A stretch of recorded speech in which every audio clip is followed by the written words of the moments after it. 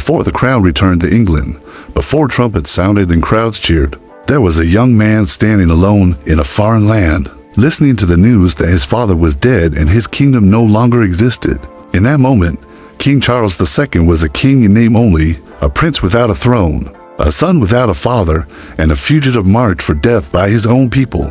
This is where his story truly begins.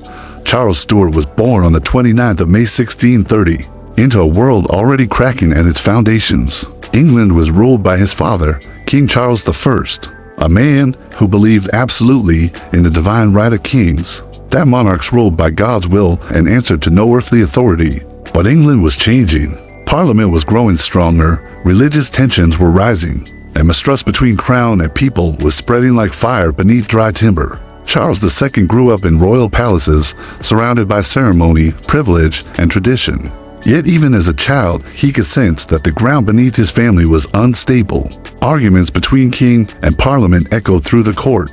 Suspicion followed his Catholic mother, Queen Henrietta Maria, in a deeply Protestant nation. Loyalty, once unquestioned, was now conditional. As Charles grew older, England grew more divided. By the time he was 12, the nation collapsed into open war. In 1642, the English Civil War erupted, tearing families, towns, and loyalties apart. The king raised his banner against Parliament, and the country split into royalists and parliamentarians. Childhood ended early for the prince. He was moved constantly for safety, separated from his siblings, watching as his father's authority dissolved into chaos and bloodshed. Battles replaced banquets. Soldiers replaced courtiers. The idea that a king could be defeated was no longer theoretical. It was happening before his eyes. Charles was not sheltered from the conflict. As a teenager, he was introduced to military life, observing campaigns and councils of war, learning how power was fought for and lost. Yet despite bravery and loyalty from royalist supporters, the tide turned relentlessly against the crown. Parliament's forces, disciplined and ideologically driven, grew stronger under commanders like Oliver Cromwell. One by one, royalist strongholds fell. By 1646, the king's cause was broken. His father surrendered. England, once ruled by ancient monarchy, now held its king captive. For Charles, the heir to the throne, danger became immediate and personal. He fled England, moving between islands and foreign courts, living under protection that was never guaranteed. Exile stripped away illusion. The royal family was short of money, dependent on allies whose support came with conditions. Still, nothing prepared Charles for what came next. On the 30th of January 1649, in the heart of London, King Charles I was executed. His own subjects tried him for treason and cut off his head in public. Europe watched in shock. A king had been killed by his people. Monarchy itself seemed mortal. At just 18 years old, Charles became King Charles II. But there was no coronation, no throne, no kingdom to rule. England declared itself a commonwealth. The monarchy was abolished. Power fell into the hands of Parliament and, soon after, into the iron grip of Oliver Cromwell. Charles II was declared a traitor. Anyone who helped him risked death. Yet the story did not end there. Across the border in Scotland, loyalty to the Stuart bloodline endured. In 1650, the Scots proclaimed Charles II as their king, on the condition that he accepts strict Presbyterian reforms. It was a bitter compromise, but Charles agreed. Survival required flexibility, a lesson his father had never learned. With Scottish support, Charles returned to Britain, determined to reclaim what had been taken from him. The gamble failed. On the 3rd of September 1651, at the Battle of Worcester, Cromwell's forces crushed the last royalist army. It was total defeat. Charles fled the battlefield as parliamentarian soldiers hunted him across the countryside. A reward was placed on his head. Posters described his face. England searched for its lost king, not to crown him, but to execute him. What followed became legend. For weeks, Charles lived as a fugitive, hiding in barns, fields, and in remote houses. Loyal supporters risked everything to shelter him. At one point, he hid high in the branches of an oak tree while enemy soldiers searched below, unaware that the man they sought was only feet above them. This moment, later immortalized as the Royal Oak, became a symbol of survival against impossible odds. Disguised as a servant, speaking carefully to hide his royal accent, Charles escaped England by ship and returned to exile. He had lost his father, his crown, and his country, yet he was alive. The years that followed were harsh and humiliating. Charles wandered between France, the Dutch Republic, and the Spanish Netherlands, living off borrowed money and uncertain promises. He watched Europe's great courts from the outside, learning how power truly worked. He learned patience. He learned diplomacy. He learned that charm could succeed where force failed. Unlike his father, Charles adapted. He listened. He waited. England, meanwhile, was changing again. Oliver Cromwell ruled as Lord Protector, but his government was harsh and deeply unpopular. Religious strictness replaced celebration. Censorship replaced freedom. When Cromwell died in 1658, his regime began to collapse under its own weight. The people were tired of rule without tradition, tired of military government, tired of instability. Quietly, carefully, England began to look back toward the man it had driven away and far from home. Charles II was ready. This is the story of how a hunted fugitive became a restored king, not through conquest, but through patience, survival, and the slow turning of history itself. This is only the beginning. England did not collapse into chaos overnight after Cromwell's death, but something far more dangerous began to spread: uncertainty.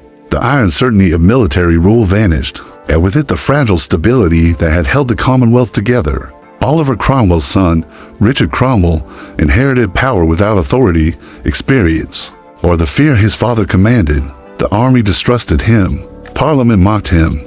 The people ignored him. Within months, the government that had executed a king found itself unable to govern a nation. Behind closed doors, conversations changed. Men who had once denounced monarchy now whispered about it. Merchants wanted stability. Landowners wanted security. Soldiers wanted pay. England had abolished its king, but it had not found peace without one. Across the channel, Charles Stuart watched and waited. Years of exile had sharpened his instincts. He no longer spoke like a man who believed power was his birthright. He spoke like a man who understood that power must be invited. He wrote carefully worded letters. He listened to advisors who understood England better than those still living there. He promised moderation, forgiveness, and respect for Parliament. There would be no revenge, no mass punishments, no return to absolutism. The past, he suggested, could be buried slowly, impossibly. Support grew. One man mattered more than all the rest: General George Monk, commander of the army in Scotland. Monk was a parliamentarian by history, but a realist by nature. He saw the danger of continued instability and understood that only one figure could unite a fractured nation.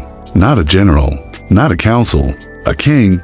Monk marched his army south, not in rebellion, but in quiet determination. Parliament dissolved itself under pressure. New elections were called. Royalist sympathizers returned to public life, and in April 1660, a letter arrived in England from Charles II, written from the Dutch city of Breda. The Declaration of Breda was everything England needed to hear. It promised a general pardon for past actions, religious tolerance within reason, respect for property seized during the wars, and cooperation with Parliament.